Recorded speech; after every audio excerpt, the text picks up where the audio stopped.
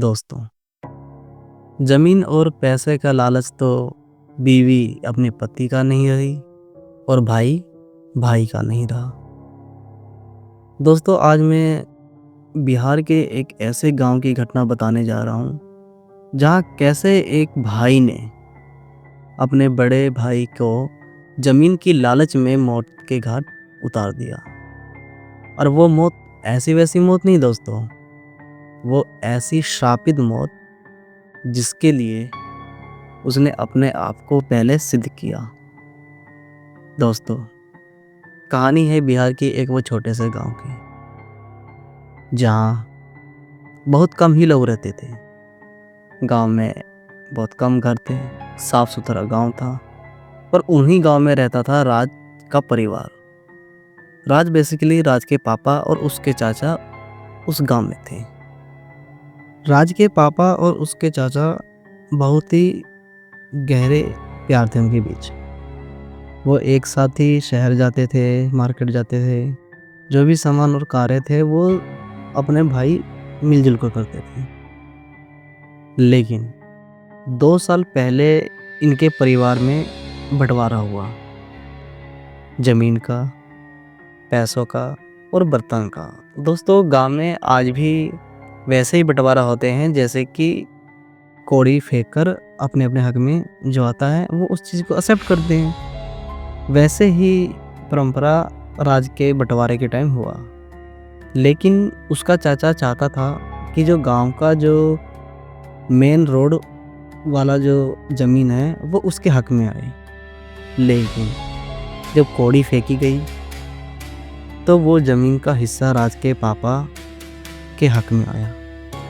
और यही बात दोस्तों, यही बात उसके चाचा को चुभ गई और दुश्मनी का बीज उनके दिमाग में बोने लगा।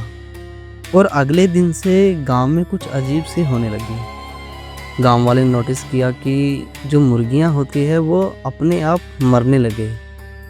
रात के सन्नाटे में अजीब सी पक्षी आकर फुसफुसाकर चले जाते थे। और यहीं से टोटके की शुरुआत होती है। राज का चाचा बिल्कुल नफरत से भरा हुआ था।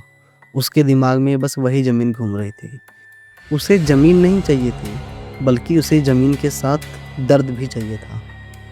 और उसने याद किया गांव के वो पुराने किस्से जहां टोना टोटका और काले जादू का जिक्र होता था। उसके चाचा 3 दिन तक गांव के उस कोने के संत के पास गए जहां वो संत इतना पतला था कि उसकी जो परछाई है वो भी एक जिंदा लाश लगती थी। उस संत ने उसके चाचा को एक खतरनाक टोटका सिखाया। वो टोटका जो कैसे धीरे धीरे राज के पापा के शरीर को तोड़ देगा।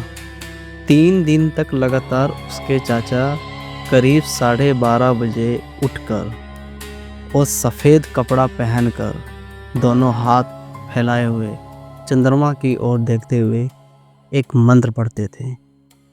और फर्श पर एक मंत्रा का अजीब सा चक्र बनाते थे और इतना खतरनाक मंत्र पढ़ते थे जैसे कि कोई भयानक शक्ति ही हो।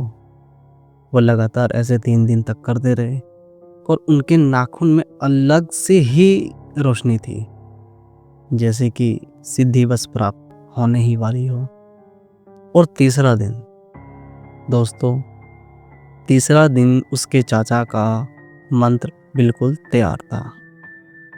उसने एक राख में अपनी सारी शक्तियों को समेट लिया और बस वो राख किसी तरह राज के पापा को खिलाने वाले थे ताकि उन्हें तड़पते हुए ये देख सके। अगले दिन उसके चाचा बिल्कुल नॉर्मल की तरह जैसे रोज़ बात करते हैं अपने भाई से, वैसे ही राज के घर गए और बातों बातों में ही उनके पानी में वो राख मिला डाली। दोस्तों, यहाँ से पहली रात स्टार्ट होती है राज के पापा की अंतिम की। पहली रात से लेकर 3 रात तक कैसे वो तड़पते हैं। वो राख देने के बाद नॉर्मल बात बूत करके उसके चाचा वापस आ जाते हैं। आज की रात बिल्कुल ही रात थे मतलब इतना काला जो कभी पहले हुआ ही नहीं था। राज के पापा सो रहे थे। टाइम था करीब 12 बजे। हवा में अजीब सी ही ठंडक और भारीपन आ गया था।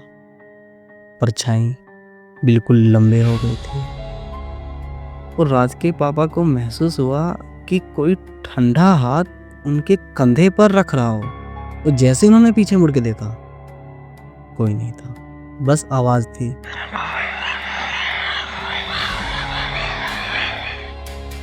सन्नाटे में आवाज गूंजने लगी, ये जमीन के लिए है, ये जमीन के लिए है, तेरा अंत है। सुबह तक राज का पापा बिल्कुल थक चुके थे। उनका चेहरा पहले से भी और पतला हो चुका था। गांव वाले उनके घर के सामने से बिल्कुल डरकर ही गुजरते थे, जैसे कि कुछ हो रहा हो। अब आई दूसरी रात। राज के पापा रात को सो ही नहीं पा रहे थे। वो अजीब सा महसूस कर रहे थे। वो महसूस कर रहे थे कि रात के अंधेरे में उनके कमरे में एक कोने पर कोई परछाई उन्हें अपनी तरफ खींच रही हो। ये टोटके का असर था। टोटके ने उन्हें जमीन के बंटवारे और दुश्मनी का दृश्य दिखाया। उन्हें लग रहा था कि वो अपने पिताजी को मारते और सामान को फेंकते हुए दिख रहे थे और जमीन की चीख उन्हें सुनाई दे रही थी। दृश्य इतना असली लग रहा था दोस्तों कि उनका दिल धड़कना ही बंद हो गया। गांव वाले बस अफवाह सुन रहे थे कि एक आदमी की नफरत और काला जादू ने तबाह कर दिया। अब आई तीसरी रात, भयानक रात। तीसरी रात और भी रात और गंभीर थी। हवा भारी और जिंदा लग रही थी। उन हवाओं ने राज के पापा को हाथ से पकड़कर उन्हें आंगन में फेंक दिया। परछाई सांप बनकर आंगन में घूम रही थी। तभी दिखा उसका भाई, यानी राज का चाचा। राज का चाचा मंत्र का उच्चारण करते हुए फर्श पर जले हुए निशान के ऊपर खड़े थे। टोटका ने राज के पापा के अंदर घुसकर और उनके दिमाग को तोड़ दिया। उनकी चीख आंगन और उस काली रात में गूंज रही थी। और दोस्तों, सोचने वाली बात यह है कि राज जगह ही नहीं था।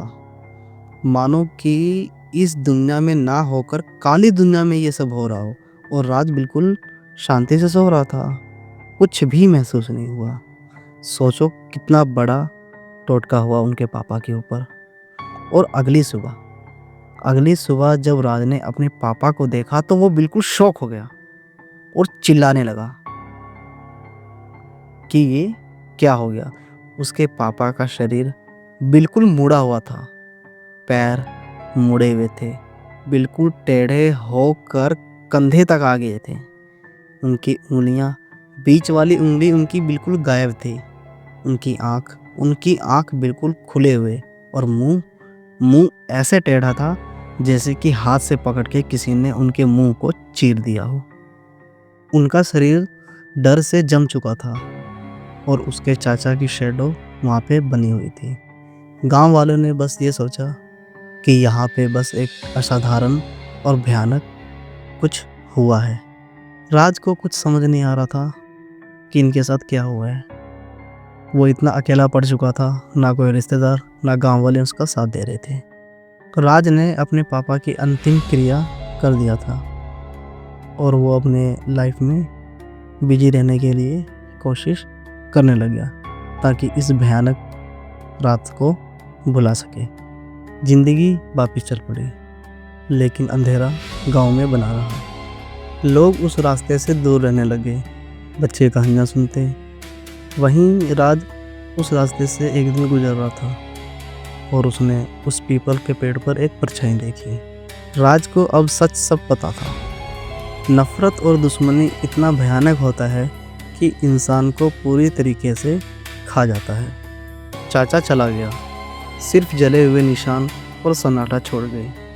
दोस्तों, गांव वाले रात को आज भी वो फुसफुसाहट सुनते हैं। उन्हें लगता है कि कोई रूह उनके आसपास घूम रही है। और राज के घर के पास आवाज़ आती है,